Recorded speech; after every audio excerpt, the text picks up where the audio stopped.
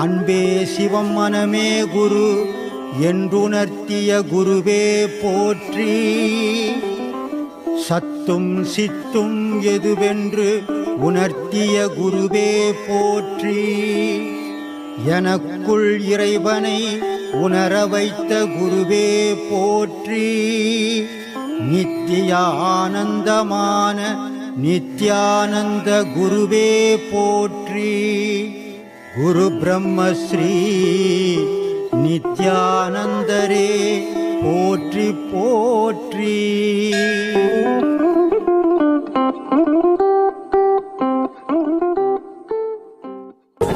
காசுக்காகவோ பணத்துக்காகவோ அவங்களுடைய செயல் இல்லை. உலக மக்களுக்கு நன்மை தெரியணுன்றதுக்காக, நல்லது தெரியணும், நல்லதை தெரிஞ்சுக்கணும், ஒரு புனிதமான செயலை செய்து இருக்கிறாங்க. இதை பார்க்கக்கூடிய ரசிகர்கள் அத்தனை பேரும் இதை பாருங்கள், அவங்களுக்கு சப்ஸ்கிரைப் பண்ணுங்கள். அது அவங்கள இன்னும் மேலே மேலே ஊக்கப்படுத்துறதுக்கு ஒரு வழியாக இருக்கும். இதை உங்களை தாழ்மையோடு நான் கேட்டுக்கிறேன். ரொம்ப நன்றி, வணக்கம். புத்தனுடைய மறைவு எப்பப்போ?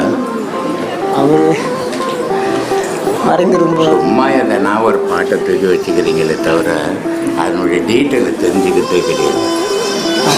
7000 வருஷமாகுது. எவ்வளோ? 7000. எல்லா ஆன்மீகவாதிக்கு முன்னாடி புத்தர். புத்தரும் மார்வடி சாமியார் நிர்வான் மகராஜ் தெரியுமா? அவங்களும் 2 பேரும் ஒரு காலகட்டம். ஆனால் அப்படிப்பட்ட புத்தர் மறைஞ்சு அவருடைய போதனை மறைஞ்சதா உலகத்தில்? இல்லையா, உலகம் முழுக்க.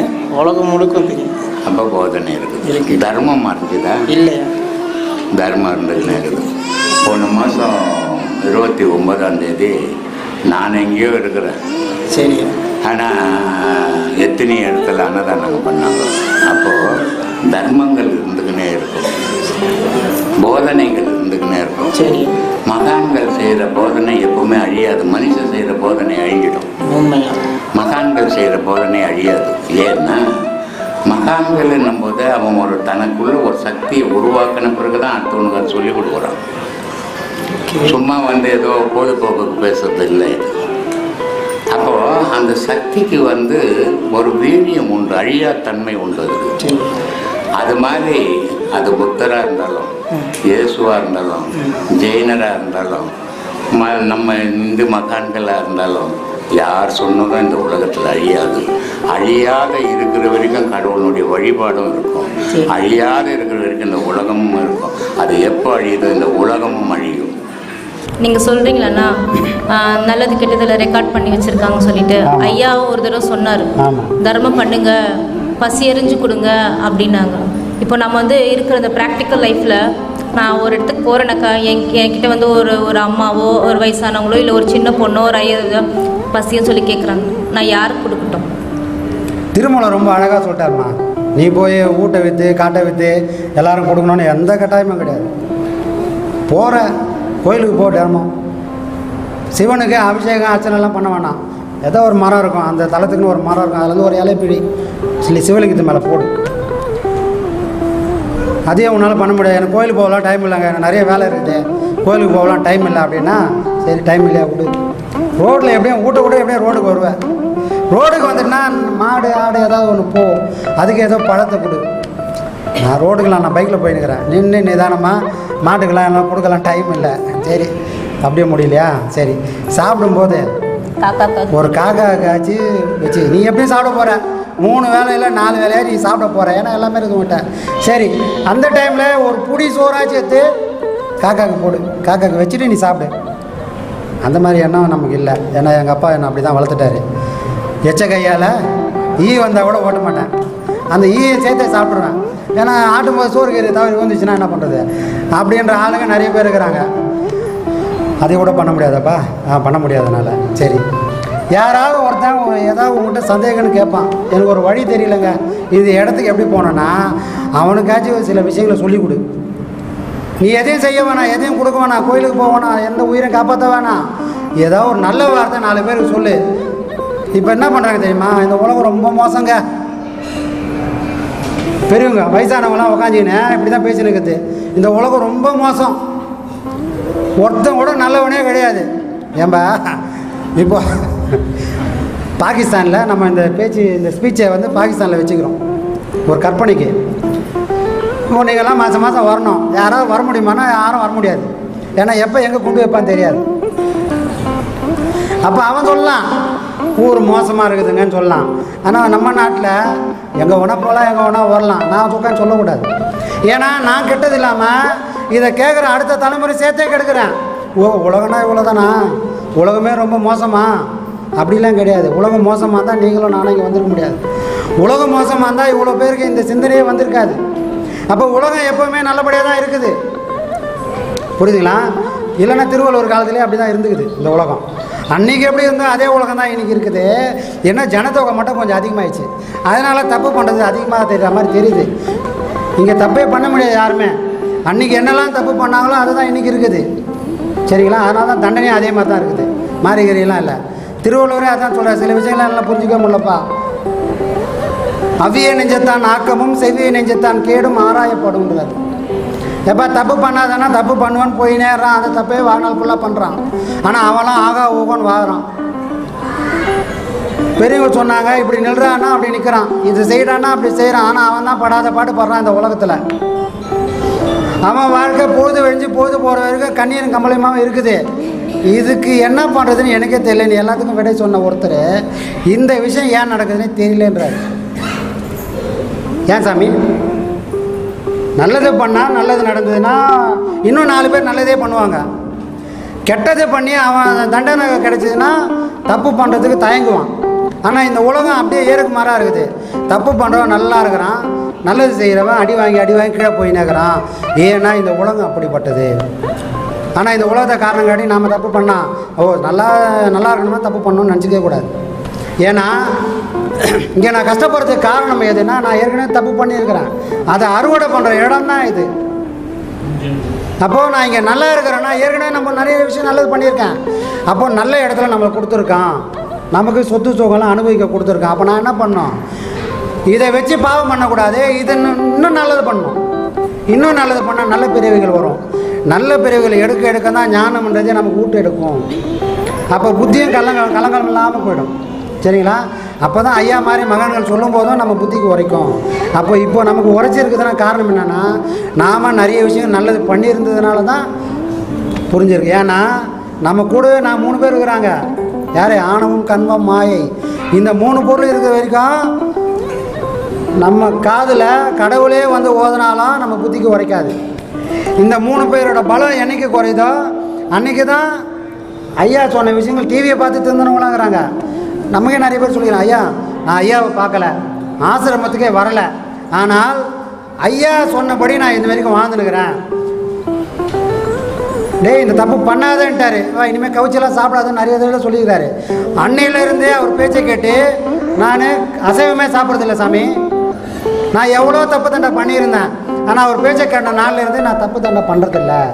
இப்போ நான் ஒழுக்கமாக வாங்குறேன். யார் சொல்கிறது? இது வரைக்கும் இந்த ஆசிரமத்துக்கு வரலை, ஆனால் ஐயாவோட சொல்லி அவங்க புத்தியில் உரைச்சிருக்கு. காரணம் என்ன? ஒழுக்கமாக வாழ்ந்தால் சொல்ல வேண்டிய விஷயம் இந்த உலகம் அவங்களுக்கு என்னெல்லாம் கொண்டு போய் சேர்க்கணுமோ அதெல்லாம் கொண்டு போய் சேர்த்துரும். நாம் செய்ய வேண்டியது நம்மளால் முடிஞ்ச வரைக்கும் யோகியமாக வாழணும். எப்படி வேணா வாழலாம் அப்படின்ற மனநிலை நமக்கு வரவே கூடாது. அது மனுஷ வாழ்க்கையும் இல்லை. நான் 1000 கஷ்டப்பட்டாலும் என்னால் நேர்வழியில் போவேன். நான் 1000 முறை விழலாம், வீழ்ந்ததை நினச்சி நான் கலங்கக்கூடாது. ஆனால் 999 தடவை நான் ஏந்து நின்றுக்கிறேன். நான் பார்க்க வேண்டிய பக்கம் எது, எத்தனை தடவை ஏந்து நின்னேன் அதை மட்டும்தான் நான் பார்க்கணும். எத்தனை தடவை வீழ்ந்தன்றதை நம்ம கணக்கிலே வச்சுக்கூடாது, சரிங்களா? இப்படி நாம் வாழ்ந்தோம்னா நம்ம வாழக்கூடிய வாழ்க்கை சொர்க்கமாக இருக்கும், நரகன்றது இல்லை, சரிங்களா? இப்போ நீங்கள் சொன்னீங்களேண்ணா, இதை வச்சு ஒரு கேள்வி கேட்குறேன். ஒரு தடவை ஐயா கிட்ட கூட ஒருத்தர் கேட்டாங்க, நம்ம பிச்சு போடுறோம், தர்மம் பண்ணுறோம், அவங்க ஒரு சில பேர் என்ன பண்ணுறாங்க, அதை வாங்கிட்டு பேக்கெட்டில் வச்சுட்டு நைட்டானா இப்போ ஒயின் ஷாப் போய் அந்த காசு செலவு பண்ணுறாங்க. இப்போ அந்த மாதிரி நம்ம தர்மம் பண்ணுறது நல்லதா கெட்டதாண்ணா? நம்ம அது தெரியாமல் தான் கொடுக்குறோம். அவன் பசின்னு கேட்குறான், வேணும்னு கேட்குறான், நம்ம கொடுக்குறோம். இப்போ இந்த மாதிரிலாம் பண்ணுறாங்கண்ணா, இப்போ இவங்க பாவம் செய்ய தான் போகிறாங்க. இப்போ கொடுத்தவங்க நம்ம நிலைமை என்ன, அவன் பாவத்தில் நமக்கு பங்கு இருக்கா? அதுவும் ஒரு கேள்வி. இல்லை நம்ம வந்து கொடுக்குறது கூட பசி எறிஞ்சு கொடுத்தா நல்லதா, இல்லை சில பேர் எங்கள் அம்மா என்ன சொல்லுங்க, கை கால் நல்லா தானம்மா இருக்கு அவனுக்கு ஏமா கொடுக்குறேன், வயசானவங்களுக்கா கொடுமா அப்படின்னு சொல்லுவாங்க. இது சரியா? நாம் கொடுக்கணும்னு முடிவு பண்ணிட்டோம். ஐயா நிறைய சொல்லிடுறாரு, நீ கொடுக்கணும்னு முடிவு பண்ணிவிட்டு கொடுத்துட்டேன்னா அதுக்கப்புறம் அது உன் பணம் இல்லை. கொடுக்க சொன்னது இறைவன். புரியுதுங்களா? நம்மளை ஒரு உந்து சக்தியாக அவன் பயன்படுத்துகிறான். அவன் நல்லவனா கெட்டவனா அவன் எடை போட்டு பார்த்து கொடுக்கறதுக்கு நாம் ஒன்றும் கர்ணன் இல்லை. நம்ம அந்த மாதிரி பண்ணவும் முடியாது. அவன் கண் எதிர்க்கு தப்பு தானே நான் பண்ணுறேன், நானே பார்த்துருக்கேன். அது தெரிஞ்சா ஒருத்தன் தினமும் இந்த வேலை செய்கிறான், அவனை பற்றி எனக்கு தெரியனா அவனை தரம் பண்ண வேண்டிய வேலை கிடையாது. ஆனால் எனக்கு தெரியல, கை நீட்டுறான். இதில் ஒரு கொடுமை என்னன்னா, ஒருத்தன் கை நீட்டானாவே அவனுக்கு மானமீனம் இல்லை. ஐயா சொல்லுவாருங்க, இறைவனை அடையணும்னா யாரால் அடைய முடியும் அப்படின்னா, மானாபிமானம் விடுக்கையிலே தெய்வ மங்கள ஜோதி உதிக்கையிலே. எப்போ ஒரு மனுஷனுக்கு மானம் ஈனம் எப்போ போகுதோ அப்போ தான் இறைவன் அவன் முன்னாடி வந்து நிற்பான்.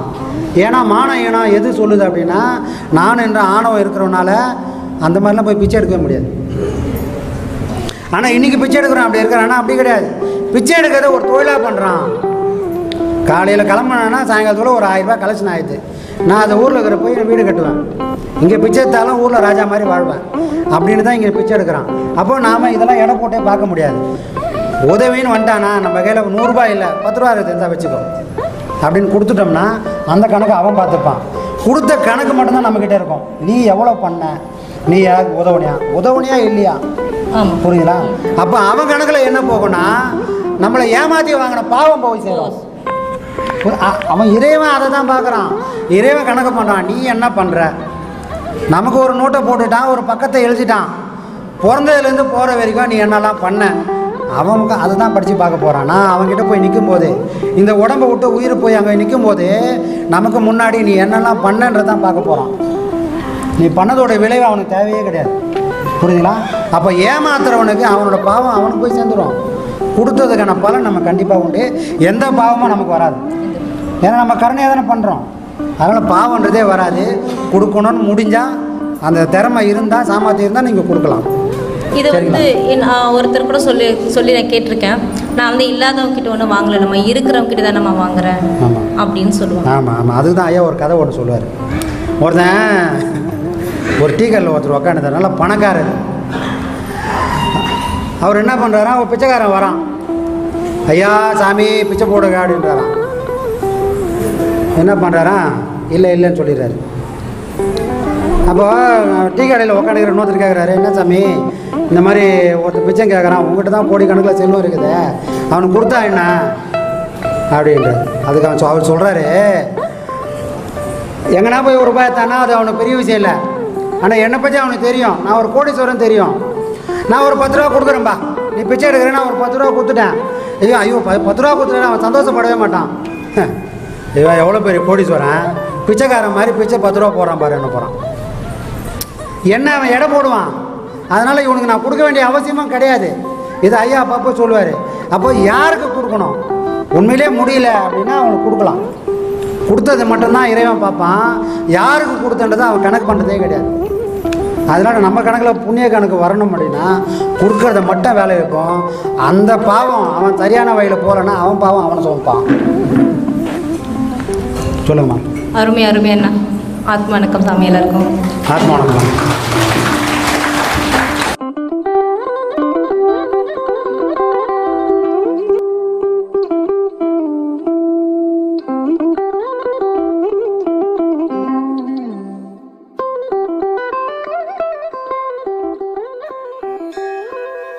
அன்பே சிவம் மனமே குரு என்றுணர்த்திய குருவே போற்றி. சத்தும் சித்தும் எதுவென்று உணர்த்திய குருவே போற்றி.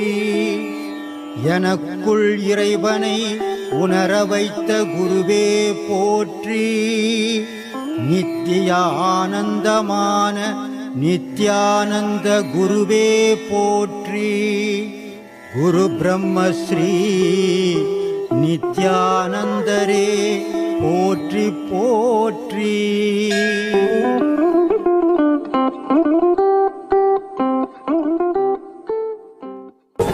காசுக்காகவோ பணத்துக்காகவோ அவங்களுடைய செயல் இல்லை. உலக மக்களுக்கு நன்மை தெரியணுன்றதுக்காக, நல்லது தெரியணும், நல்லதை தெரிஞ்சுக்கணும், ஒரு புனிதமான செயலை செய்துன்னு இருக்கிறாங்க. இதை பார்க்கக்கூடிய ரசிகர்கள் அத்தனை பேரும் இதை பாருங்கள், அவங்களுக்கு சப்ஸ்கிரைப் பண்ணுங்கள். அது அவங்கள இன்னும் மேலே மேலே ஊக்கப்படுத்துறதுக்கு ஒரு வழியாக இருக்கும். இதை உங்களை தாழ்மையோடு நான் கேட்டுக்கிறேன். ரொம்ப நன்றி, வணக்கம்.